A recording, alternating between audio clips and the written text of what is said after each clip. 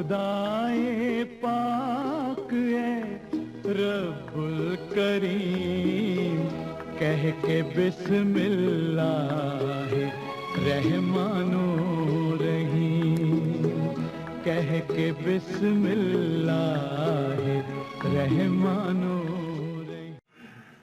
अल्लाह तबारक व तआला का ये बेपनाह एहसान अजीम है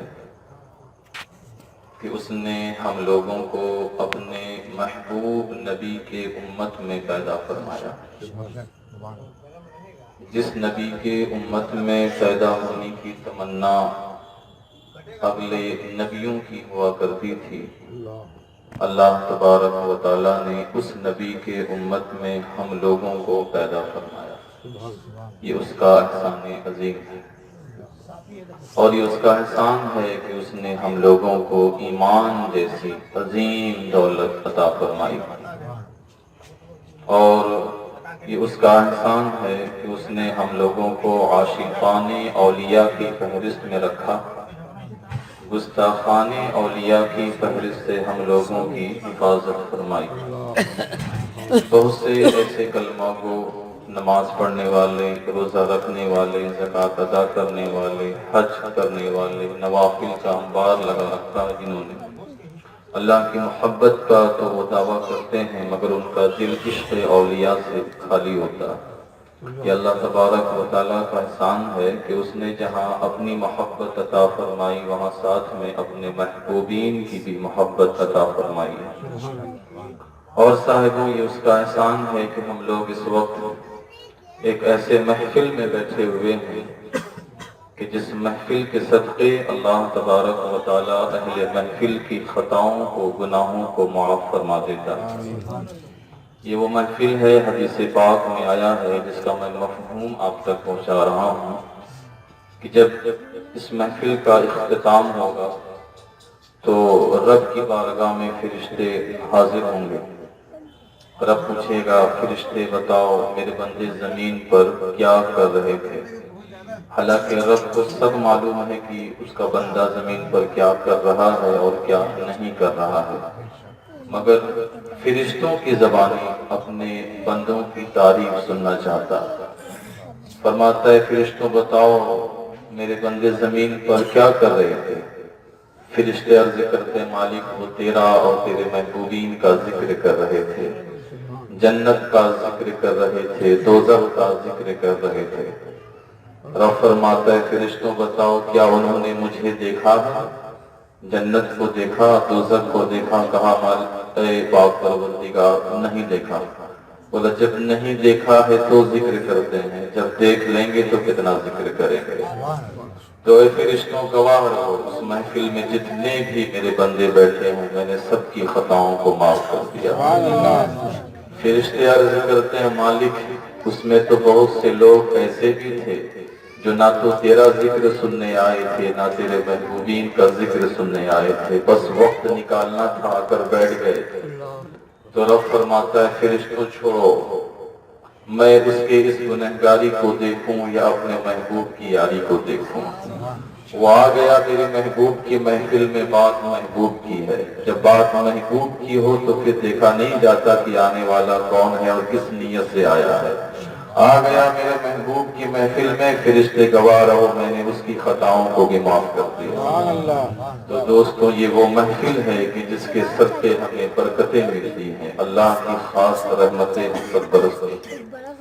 और मैं आपका बहुत कीमती वक्त ले रहा हूँ, ज्यादा नहीं, बस 30 मिनट लूंगा क्योंकि वक्त हो चुका है। आधे घंटे में इंशाअल्लाह मैं अपनी गुफ्तगू को खत्म करूंगा और मुख्तसर सरकार की सीरत इंशाअल्लाह बयान करूंगा। मगर उससे पहले हमारे भाई साहब की फरमाइश है कि वो आला हज़रत का वो कलाम जो चमक उससे पाते हैं सब पाने वाले। और हकीकत है दोस्तों, आज जो दुनिया में जो भी चमक रहा है ये सब हमारे आका करीम अलैहिस्सलाम का सदका, चाहे वो गौसे आज़म की ज़ात हो, चाहे गरीब नवाज की ज़ात हो, चाहे मखदूम सिन्ना की ज़ात हो, चाहे मखदूम बिहारी की ज़ात हो, चाहे गौसे बंगाला की ज़ात हो, आज जो भी चमक रहा है सब मेरे आका करीम अलैहिस्सलाम का सदका है। और चमके तो मियाँ ऐसे चमके कि दुनिया जिन्हें सिर्फ अबू बकर कहती थी آقا نے ایسا چمکایا کہ دنیا صدیق اکبر کے نام سے جانتی ہے۔ لوگ جنہیں صرف عمر کہتے تھے اور آج دنیا اس کو فاروق اعظم کے نام سے جانتی ہے۔ آقا سے نسبت ہوئی، سرکار نے وہ چمکا دیا، ایسا چمکے کہ آج لوگوں کو بھی چمکا رہے ہیں۔ یہ شعر دیکھیں اعلیٰ حضرت کا بہت ہی پیارا کلام ہے، اور اس شعر کے ذریعے آقا کی بارگاہ میں ایک استغاثہ ہے کہ حضور ہم پر بھی کرم فرمائیں، کہیں کسی کو صدیق اکبر بنا دیا، کسی کو فاروق اعظم بنا دیا، کسی کو ذوالنورین بنا دیا، کسی کو شیر خدا بنا دیا، کسی کو غوث اعظم بنا دیا، حضور کسی کو غریب نواز بنا دیا، کسی کو مخدوم سمنا بنا دیا، تو کسی کو مخدوم بہاری بنا دیا۔ حضور ہماری اتنی بڑی تو خواہش نہیں ہے، اتنی بڑی تو آرزو نہیں، بس ہمیں چاہیے تو یہ کہ اپنے غلاموں کی غلامی عطا کرتے ہیں۔ یہ شعر محبتوں کے ساتھ آپ ملاحظہ فرما لیں، ایک مرتبہ اور درود پاک کا نذرانہ پیش کر لیں۔ اللہم صلی علی سیدنا شفیعنا حبیبنا نبینا مولانا محمد مبارک وسلم، صلاۃ و سلام علیک یا رسول اللہ۔ حصول برکت کے لیے نبی اور نبی کی آل پر ایک مرتبہ اور درود پاک کا نذرانہ پیش کر لیں۔ صلی اللہ علیہ وسلم، صلاۃ و سلام علیک یا رسول اللہ۔ چمک تجھ سے پاتے ہیں سب پانے والے، چمک تجھ سے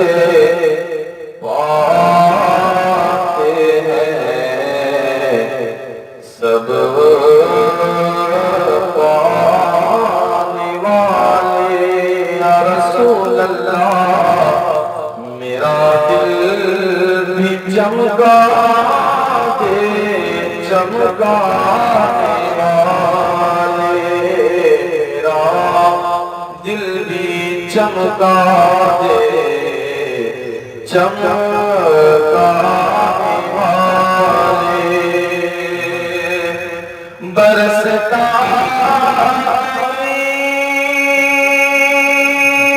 دیکھ کر ابور رحمت، برستا دیکھ کر ابور رحمت، بدوں پر بھی برسانے برسانے والے، پر بھی برساتے برسانے والے، بدوں پر بھی برساتے برسانے والے، چمک تجھ سے پاتے ہیں سب پانے والے، میرا دل بھی چمکا دے، چمکانے والے۔ اور دوستوں یہ ہم سنیوں کا عقیدہ ہے، یہ شعر ملاحظہ فرمائیں، تو زندہ ہے واللہ،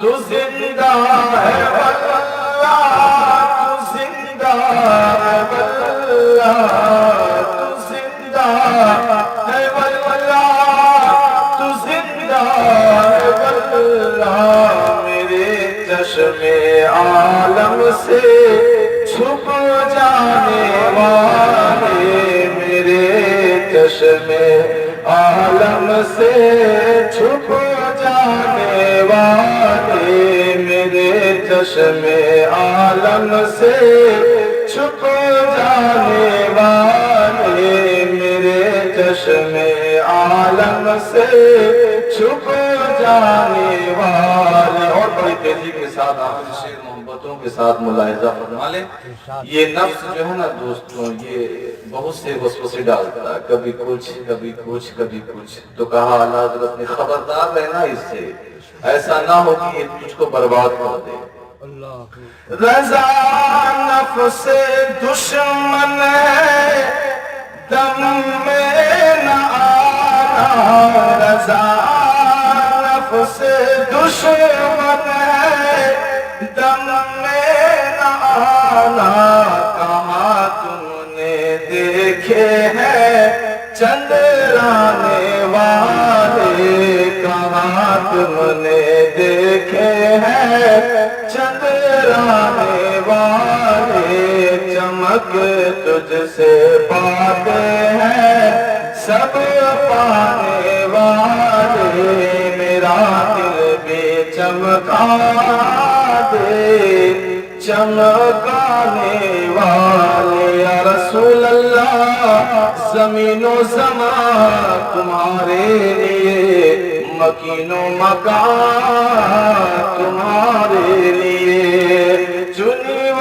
چنا تمہارے لیے، بنے تو جرا تمہارے لیے، بدر میں ہے جان تمہارے لیے، دہر میں زبان تمہارے لیے، یا رسول اللہ ہم آئے یہاں تمہارے لیے، اٹھے بھی وغیرہ تمہارے لیے، یا اللہ فرماتے ہیں امام حضرت کی بھائی نے کہا فقط اتنا سبب ہے انعقاد بزم محشر کا کہ ان کی شان محبوبی دکھائی جانے والی کا لوگوں رب کو سب پتا ہے کہ کون جنتی ہے اور کون جہنمی ہے، کس کے اعمال کتنے اچھے ہیں اور کس کے اعمال کتنے برے ہیں، اس پاک پروردگار کو سب پتا ہے، مگر یہ بزم محشر ہے کس لیے؟ کہا فقط اتنا سبب ہے انعقاد بزم محشر کا کہ ان کی شان محبوبی دکھائی جانے والی ہے۔ کتابوں میں آیا ہے، صحیح مسلم شریف کی حدیث پاک میں آپ کو بتا رہا ہوں، اس کا مفہوم اردو میں سنے، حشر کا میدان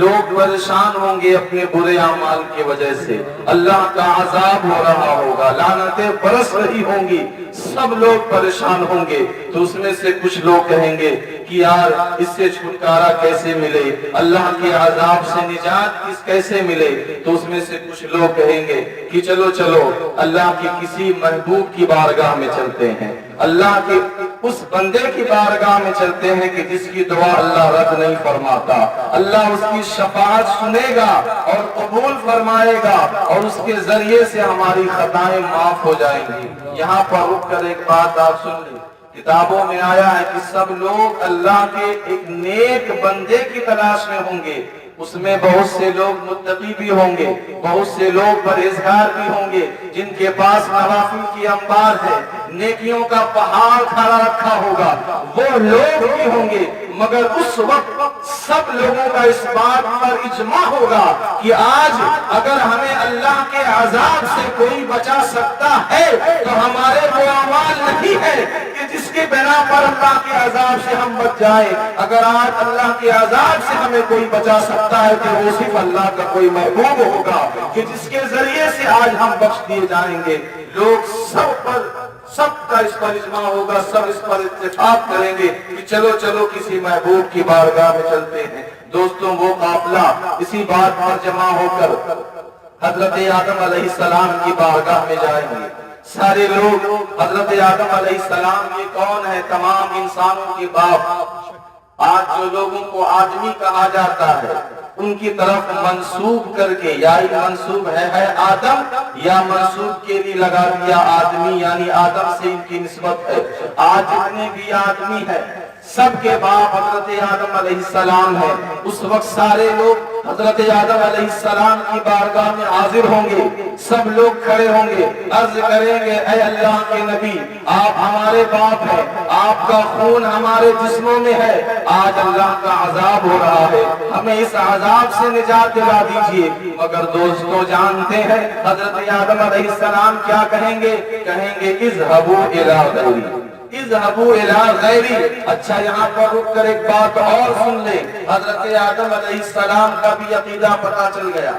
حضرت آدم علیہ السلام کا آدم علیہ السلام یہ نہیں کہیں گے کہ تم میں سے کوئی بہت بڑا نیک نہیں ہے، جاؤ اس کے ذریعے سے اللہ کی بارگاہ میں سفارش کر لو. نہیں، صحیح مسلم شریف کی حدیث پاک ہے، صحیح بخاری اور مسلم شریف کی. حضرت آدم علیہ السلام کہیں گے اذهبوا الى غیری، جاؤ کسی دوسرے کی طرف. آج ہمارے پاس کچھ نہیں ہے، میں ہوں تمہارا باپ، میں ہوں اللہ کا نبی، مگر آج اگر اللہ کے عذاب سے کوئی بچا سکتا ہے تو وہ کوئی اور ہے. اذهبوا الى غیری، جاؤ کسی دوسرے کی طرف. اب وہ قافلہ حضرت شیس علیہ السلام کی بارگاہ میں آئے گا اور عرض کرے گا اے اللہ کے نبی، آج اللہ کا عذاب ہو رہا ہے، ہمارے اعمال اتنے برے تھے جس کی بنا پر اللہ کا عذاب آج ہم پر ہو رہا ہے. آپ اللہ کے نبی ہیں، دعا کر دیں کہ اللہ آج ہم سے یہ عذاب ڈال دے، عذاب سے نجات مل جائے. حضرت شیس علیہ السلام بھی کہیں گے اذهبوا الى غیری. یہ قافلہ چلتا ہوا حضرت ابراہیم علیہ السلام کے پاس آئے گا. حضرت ابراہیم علیہ السلام کون ہے؟ وہ اللہ کے خلیل ہے اور وہ نبی ہے جن کے بارے میں اللہ نے حکم دیا یا نار کونی بردا وسلاما علی ابراہیم. جب ظالموں نے حضرت ابراہیم علیہ السلام کو جلتی ہوئی دہتی ہوئی آگ میں ڈالا تھا تو اللہ تبارک و تعالیٰ نے آگ کو حکم دیا اے آگ ٹھنڈی ہو جا، اتنی بھی ٹھنڈی نہ ہونا کہ میرے خلیل کو نقصان پہنچے.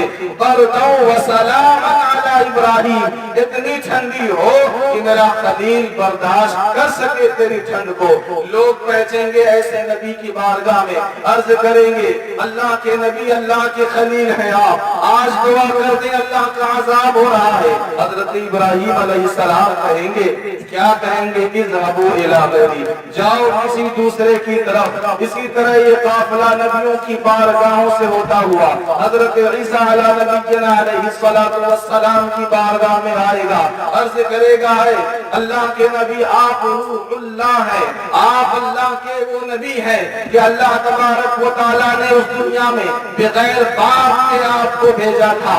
آپ اللہ کی بارگاہ میں ایک اللہ کی بارگاہ کا ایک قرب، اللہ کی بارگاہ میں ایک معرفت حاصل کیے ہوئے ہیں. آج آپ دعا کر دیں کہ اللہ کا عذاب ہم سے ٹل جائے. حضرت عیسیٰ علیہ السلام بھی کہیں گے اذهبوا الى غیری، اذهبوا الى غیری. تمام نبیوں، تمام رسولوں کی بارگاہوں سے ہوتا ہوا یہ قافلہ اب آخری امید ہوگی، اب آخری امید ہوگی. اب وہ بس ایک نبی بچا ہوگا، سب لوگ اس کی بارگاہ کی طرف بڑھ رہے ہوں گے.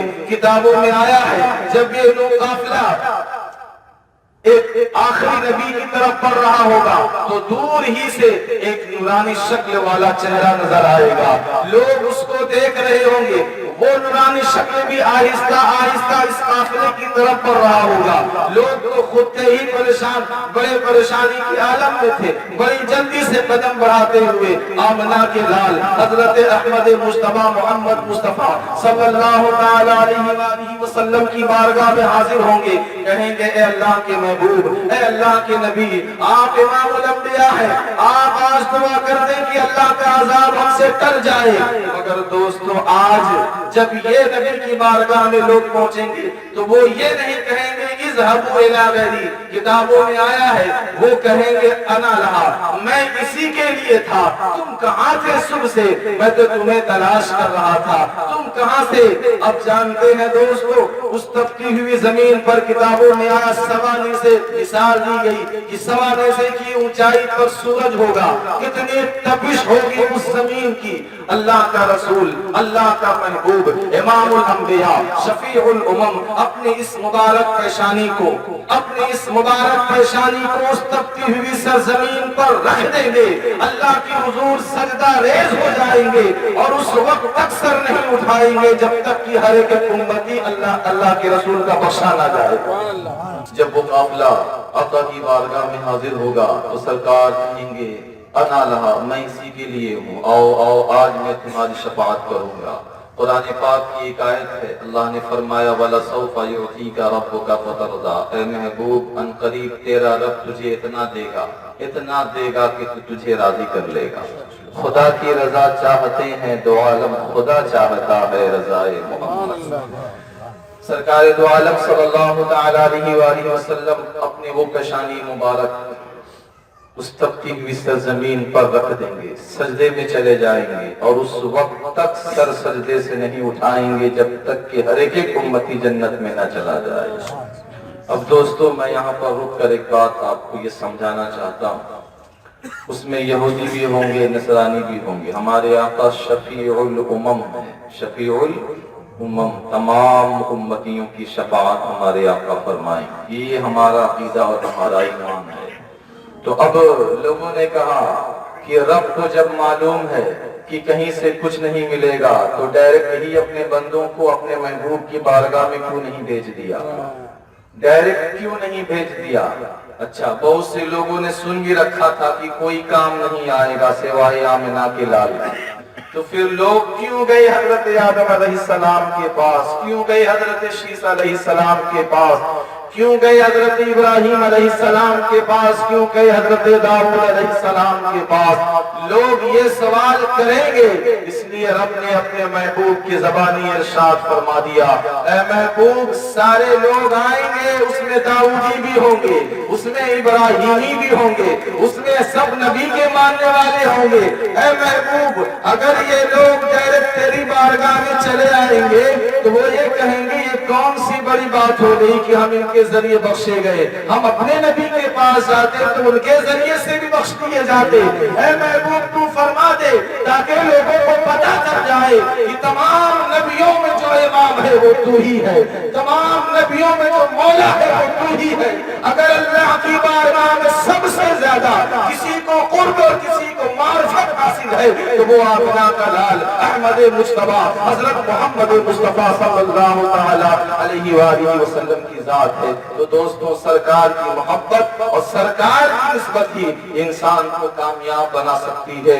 آپ نے بہت کچھ کر لیا، اگر دل میں عشق مصطفیٰ نہیں تو سب بیکار ہے۔ محمد کی محبت دین حق کی شرط اول ہے، اسی میں ہے اگر خامی تو سب کچھ نامکمل ہے۔ اگر رائے کے دانے کے برابر بھی، اگر اس سے کم بھی آقا کی محبت آپ کے سینے میں ہے تو آپ کامیاب ہیں۔ آپ آقا کی محبت میں اضافہ کریں، سرکار کی محبت اپنے دلوں میں بڑھائیں، یہ دنیا بھی کامیاب ہو جائے گی، آخرت بھی کامیاب ہو جائے گا۔ دوستو آخری بات میں آپ کے سامنے عرض کر دوں، آخری بات عرض کر دوں، اس کے بعد میں آپ کو زیادہ قیمتی وقت نہیں لوں گا۔ نسبت دیکھیں، نسبت، انسان نسبت سے کتنا ممتاز ہوتا ہے۔ حضرت بلال حبشی یہ کون تھے؟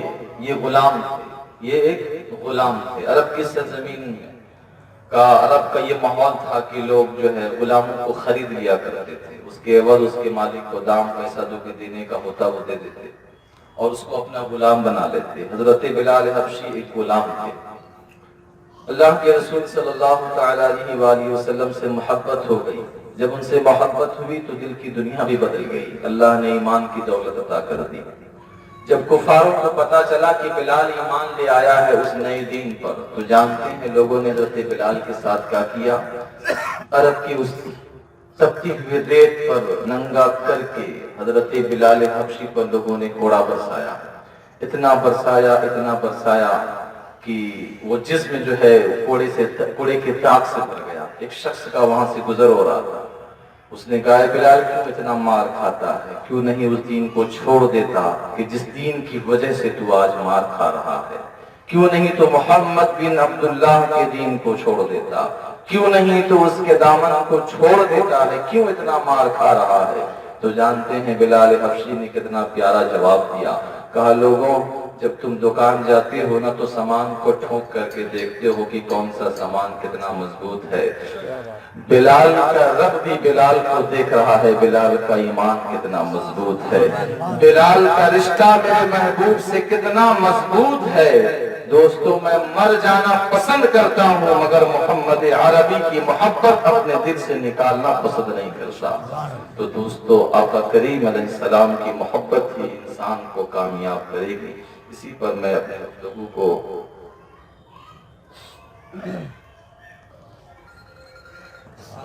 من اللہ علی المؤمنین، بے شک میں نے مومنین پر احسان کیا۔ لقد من اللہ علی المؤمنین، میں نے مومنین پر احسان کیا۔ قرآن دیا اللہ نے، احسان نہیں کیا۔ اچھے اعمال کرو گے ہم جنت میں تمہیں بھیج دیں گے، احسان نہیں کیا۔ یہ سارے احسان ہیں اس کے، مگر اس نے یہ جتایا نہیں کہ میں نے تم پر احسان کیا۔ احسان جو جتایا تو اپنے محبوب پر جتایا، کہا لقد من اللہ علی المؤمنین اذ بعث فیہم رسولا۔ ہم نے تم پر احسان کیا، وجہ یہ ہے کہ اپنا محبوب تم میں بھیج دیا۔ یہ ہم نے تم پر احسان کیا، من انفسہم، وہ محبوب میرا ہے، میں نے 70,000 پردے اس کے چہرے پر رکھ دیے، مگر جب بھیجنا ہوا تمہاری ہدایت کے لیے نہ بندو تو میں نے اسے تمہارا ہی لباس پہنا کر بھیجا، لباس بشریت میں تم تک پہنچایا تاکہ میرے محبوب کا تم کو طریقہ مل جائے، آداب زندگی مل جائے، سلیقے زندگی مل جائے، قرینے زندگی مل جائے۔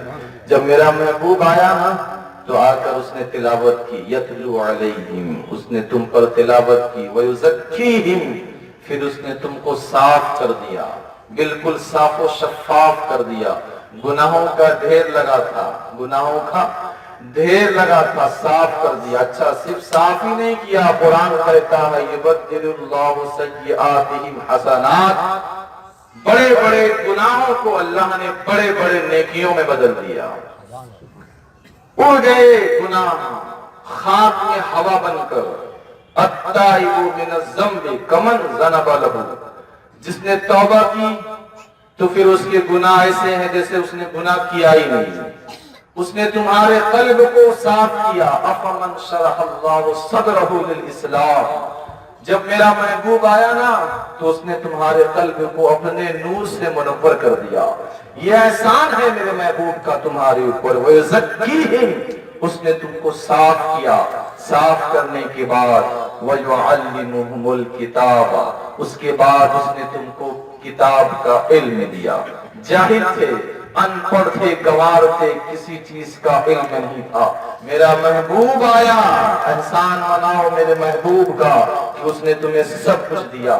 اس آیت پر اگر گفتگو کی جائے صرف وَيُعَلِّمُهُمُ الْكِتاب کے اوپر، صرف وَيُعَلِّمُهُمُ الْكِتاب کے اوپر تو بہت سے وقت کی درکار ہے۔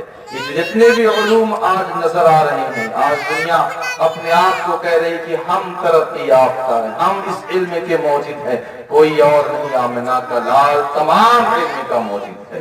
لوگ پڑھے تاریخوں کا مطالعہ کریں، عیسائی مذہب میں تحقیق کرنا، ریسرچ کرنا کسی چیزوں پر بہت بڑا گناہ تھا۔ جب لوگ کوئی نئی نئی تحقیقات پیش کرتے اپنے لوگوں کے پاس تو اس کے ساتھ کیا ہوتا؟ جس نے دوربین کا ایجاد کیا، کیا کہتے ہیں اس کا کیا نام ہے، اس کے ساتھ کیا ہوا؟ پڑھے اس کی تاریخ، کیا ہوا اس کے ساتھ؟ لوگوں نے جیل میں ڈال دیا۔ ایسے تاریخ بھری پڑی ہے اس طرح کی، لوگ نئی نئی تحقیق کرتے تھے جسے آج ہم سائنس کے علم کے نام سے جانتے ہیں۔ نئی نئی تحقیق کرنا جرم تھا، اگر کوئی نئی تحقیق پیش کرتا اسے مجرم ٹھہرا کر جیل میں ڈال دیا جاتا یا تو پھانسی کے تختے پر چڑھا دیا جاتا۔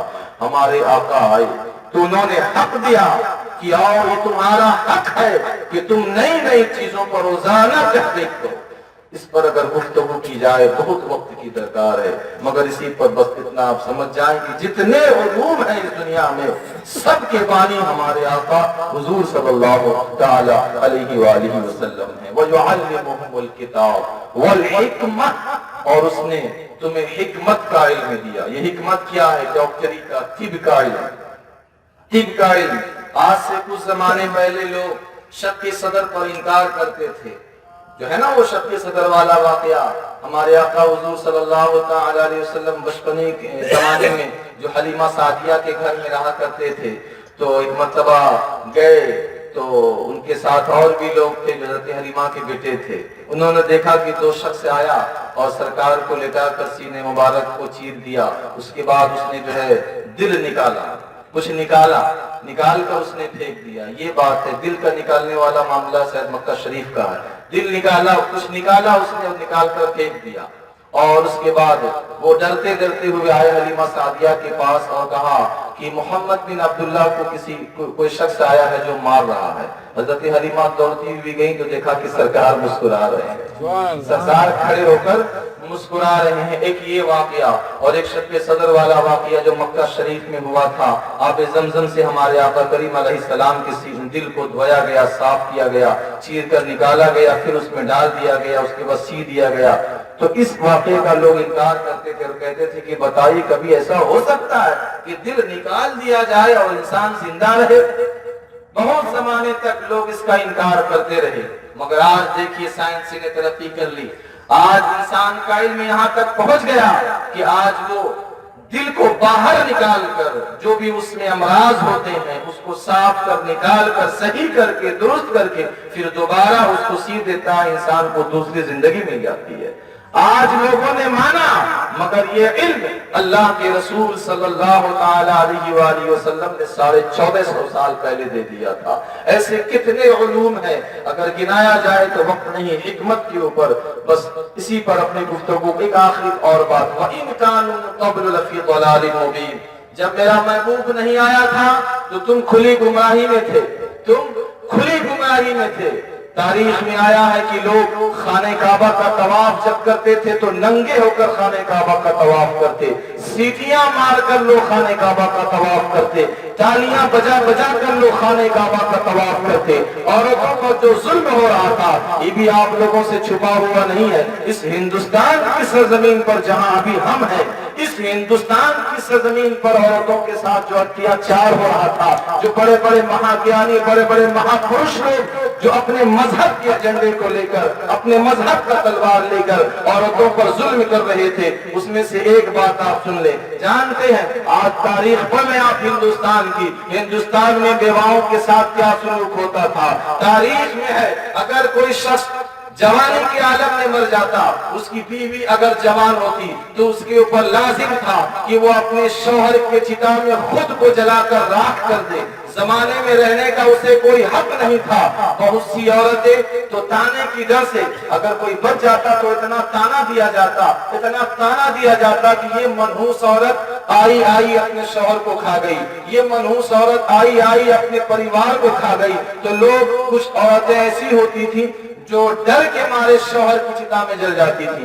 آج بھی ایک صاحب نے مجھ سے کہا کہ راجستھان کا کچھ علاقہ ہے ایسا جہاں آج بھی یہ رسم منایا جاتا ہے. اس وقت بیواؤں کے ساتھ جو سلوک ہوا کرتا تھا، بیواؤں کے اوپر یہ حرام تھا کہ وہ اپنے جسم کو آراستہ کر سکیں، اپنے جسم کو وہ سجا سکیں زیوروں سے. ان کے لیے یہ حرام تھا کہ وہ رنگین لباس پہن سکے. ان کے لیے یہ حرام تھا کہ وہ سماج میں آ کر ان عورتوں کے ساتھ زندگی گزارے جو پہلے جوان عورتیں تھیں جن کی شادی نہیں ہوئی یا پھر جن کا شوہر زندہ ہے. ان کے ساتھ رہ کر زندگی گزارنے کا بیواؤں کو حق نہیں تھا. اس کا کچھ اثر آج بھی ہمارے سماج میں ہے. آج لوگ باقی بات میں کہہ دیتے ہیں نا، دیکھو کس منحوس آدمی کا میں نے شکل دیکھ لیا کہ میرا پورا دن خراب گیا. یہ عقیدہ کہاں سے آیا؟ یہ کوئی اسلام کا عقیدہ نہیں ہے، کیونکہ ہم کنورٹ ہوئے ہیں. اس وجہ سے کچھ باتیں اس دور کی آج بھی ہمارے اندر پائی جاتی ہیں. آج بھی لوگ کہتے ہیں کہ دیکھو اس منحوس کو، آج میں نے اس کا شکل دیکھ لیا ہے، پورا دن میرا خراب جائے گا. مگر دوستوں، ان بیواؤں پر جب ظلم ہو رہا تھا، تمام مذاہب تھے، تمام ادیان تھے، بڑے بڑے مہاپروش، بڑے بڑے علمداں تھے، کسی نے آواز نہیں اٹھائی. تاریخ کا مطالعہ کرے.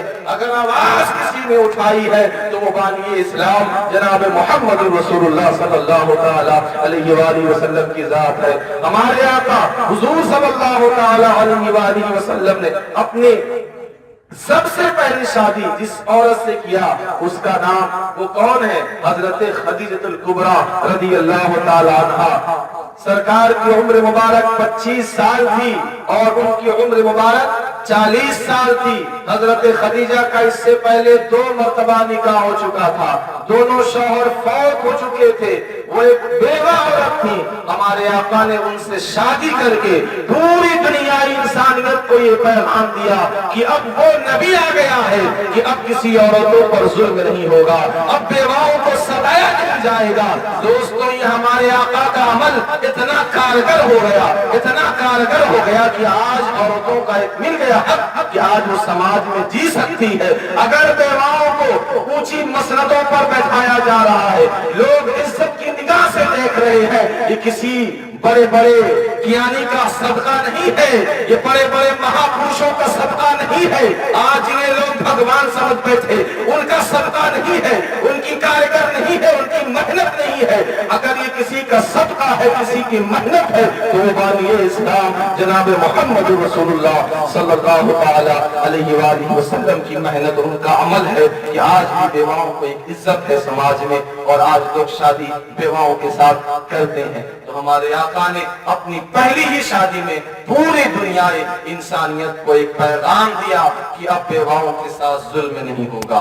جو لوگ زبردستی کسی عورت کو چتا میں ڈال دیتے تھے, اب ڈالا نہیں جائے گا. اللہ نے فرمایا ہم نے احسان کیا مومنین پر, ان میں سے ایک رسول بھیج کر اپنا ایک محبوب بھیج کر, جس نے اس کو صاف کر دیا, کتاب کا علم دیا, حکمت دی. میاں شکر مناؤ, تم تو اپنے برے اعمال کی بنا پر جہنم کے دروازے پر کھڑے تھے. یہ صدقہ ہے آمنہ کے لال کا کہ وہ آیا اور جہنم کے دروازے سے کھینچ کر تمہیں جنت کے دروازے پر لا کر کھڑا کر دیا.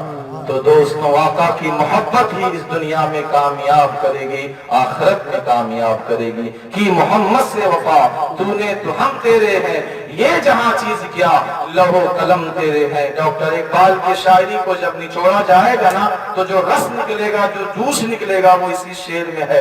کہا کہ محمد سے وفا تو نے تو ہم تیرے ہیں.